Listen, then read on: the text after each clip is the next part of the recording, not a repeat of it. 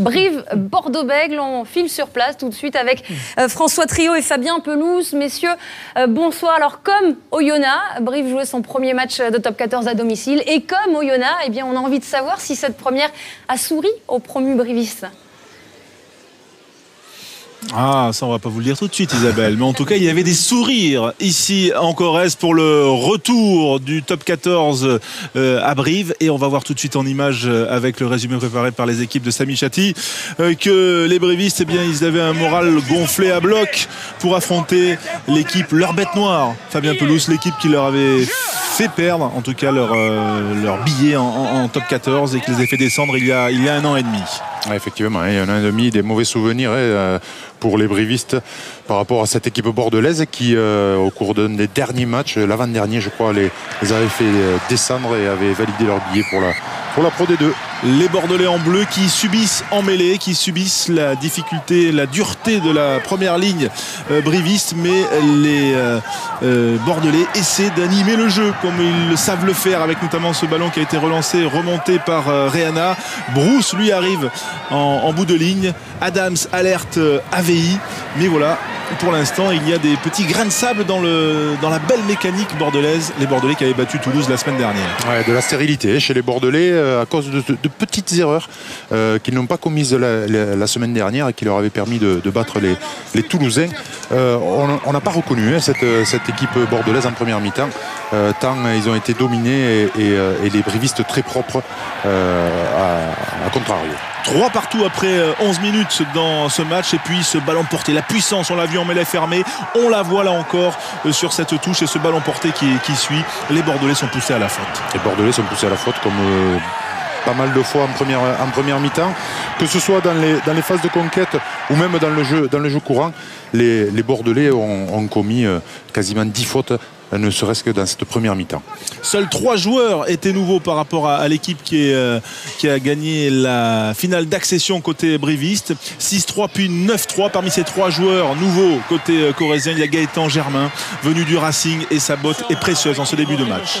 D'autant que les Girondins commettent des fautes, beaucoup trop, à l'image de Raphaël Carballo, l'ailier qui commet ce plaquage à retardement sur Nami. Succession de fautes, et donc c'est l'occasion pour Germain d'aggraver le score. 12-3 après 22 minutes. C'est un véritable cauchemar que vivent Raphaël Ibanez et ses hommes ici en Corrèze. Ouais, cauchemar, et pas de solution, une conquête très défaillante côté bordelais, une mise en place du jeu qui n'a pas pu se faire parce que sur les miettes de ballon qu'ils ont réussi à récupérer, ils ont commis beaucoup trop d'en avant, beaucoup trop de fautes de main pour pouvoir mettre leur jeu en place. Oui, et la mêlée briviste est vraiment supérieure. Jefferson Poirot, l'enfant du pays, qui est bordelais depuis maintenant 2 saisons, eh bien, écope d'un carton jaune. Voilà, Germain lui en profite. Cela fait désormais 15-6. C'est le score au repos. Et vous voyez Vincent Etcheto, d'habitude siguiré au bord du terrain, eh bien il est énervé, alors que les basketteurs Eric Bénard en tête ont bon goût, ils aiment le rugby. C'est Stéphane Ostrovski et Frédéric Forté, les hommes forts du CSP Limoges, qui sont venus en voisin, mais la mêlée, et ils apprécient l'épreuve de force imposée par les brévistes aux Girondins, avec notamment cette attaque aussi bréviste. Mignardi qui alerte Radiké Diké pour un beau mouvement. Ouais, un beau mouvement, et encore une fois initié par une conquête parfaite des brivistes, et qui va aboutir à une belle action et à une énième pénalité pour ces mêmes Corréziens. Gaëtan Germain qui accentue l'avance des brivistes, 18-6. Les Girondins réagissent à ce moment-là, ils occupent le camp adverse. Didier Casali est énervé parce que là il y a un peu d'indiscipline, des fautes bête, et Pierre Bernard, lui, eh bien, il permet à son équipe de revenir à 18-12. Et là, il y a un petit espoir pour les Girondins. Oui, il y a un petit espoir, parce que durant 10 minutes, de la 50e à la 60e, les Bordelais, on avait l'impression qu'ils revenaient petit à petit dans le match.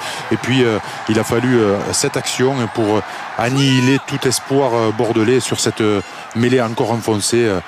C'est le numéro 8, briviste, qui vient aplatir tout en force. Koyama Mbolé qui avait été, allez, on peut le dire, viré par Bordeaux la saison dernière après 3 ou 4 mois pour manque de performance. Et bien voilà, il a sa revanche ce soir. Il offre la victoire et c'est grâce à sa puissance et 128 kilos qu'il a propulsé dans l'embut bordelais. 25-12, score final. Voilà, contraste aussi d'humeur sur le banc. Beaucoup de détresse côté bordelais et de joie pour les brivistes donc qui ont réussi leur début devant leur public corrézien. On va écouter d'ailleurs l'un des acteurs, un des anciens de cette équipe, Arnaud Mignardi, au micro d'Arnaud Coste. Et on a gardé ce très bon état d'esprit qu'on avait pu construire en Pro D2 l'an dernier. Voilà, on reste sur cette très bonne dynamique. Voilà, et puis après il y a beaucoup de joueurs revanchards ici qui ont fait leur preuve en Pro D2, qui ont fait leur preuve en Top 14 et on a envie de prouver que Brive n'est pas mort comme tout le monde le pense depuis qu'on est remonté.